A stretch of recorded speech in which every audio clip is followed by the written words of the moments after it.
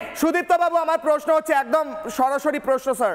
আপনি শুনছিলেন বাংলাদেশের অতিথি আমাদের বলছিলেন যে ভারত নাকি বাংলাদেশের উপর উদ্ধত্ত দেখিয়েছে, এই সেই।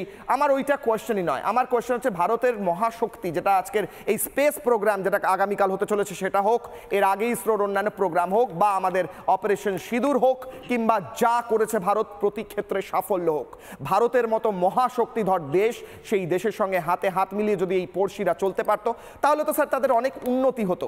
আজকে তারা শত্রুতা করে নিজেদের পায়ে নিজে কুড়ুল মারছে কি মারছে না বলুন।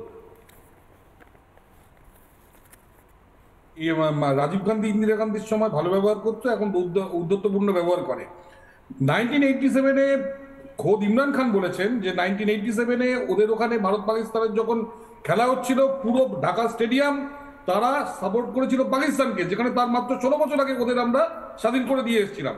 ফলে Bangladesh from the very beginning বেইমান, এবং ওদের সঙ্গে আমি আজকেও বলছি, আপনি স্পেসের কথা তো অনেক বড় কথা বলছেন, কালকে যদি আমরা তুলো পাঠানো বন্ধ করে দিই, ওদের দেশের লোক না খেয়ে মরবে, ওদের যে কটা গার্মেন্ট ইন্ডাস্ট্রি আছে সে কটা বন্ধ হয়ে যাবে। আমরা যদি খাবার পাঠানো বন্ধ করে দিই, ওদের ওখানে না খেয়ে মরবে ওরা।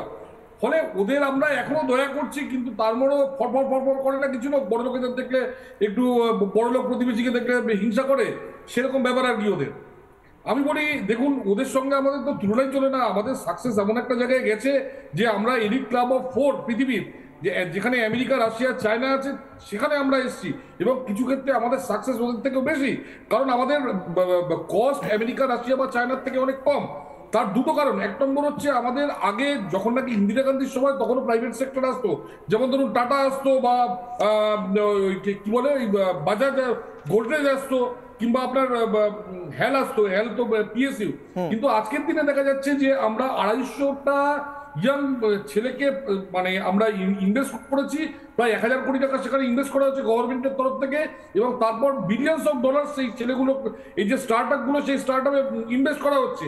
এখানে কোনো ব্যুরোক্রেটিক রেড ট্যাপ নেই, যে জন্য এরা নিজেদের মতো ডিজাইন করতে পারে। এই না যে ইন্ডিয়ান স্ট্যান্ডার্ড ডিজাইন কোড আছে, ওই কোড দেখে টাকা ডিজাইন করতে হবে, এই ইনস্টিটিউট থেকে তাকে পাস করাতে হবে, সেই জিনিস নেই। এছাড়া আমাদের দেশ মানে স্টিল এবং অ্যালুমিনিয়ামের বদলে যেখানে নাকি কার্বন ফাইবার ইউজ করছে, সেখানে আমাদের ওয়েট কমে যাচ্ছে, আমাদের এনার্জি অনেক কম লাগছে।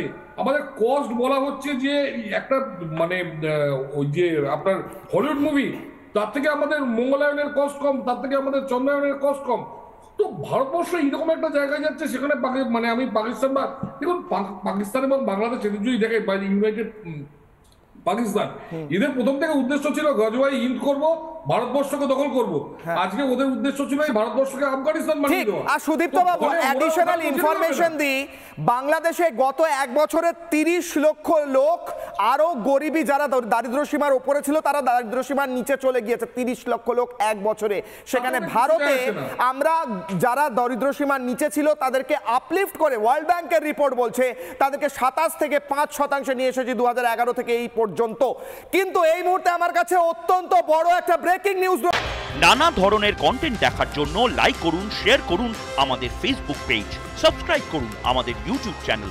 পাশাপাশি অন্যান্য ব্রেকিং নিউজের জন্য অবশ্যই চোখ রাখুন রিপাবলিক বাংলায়।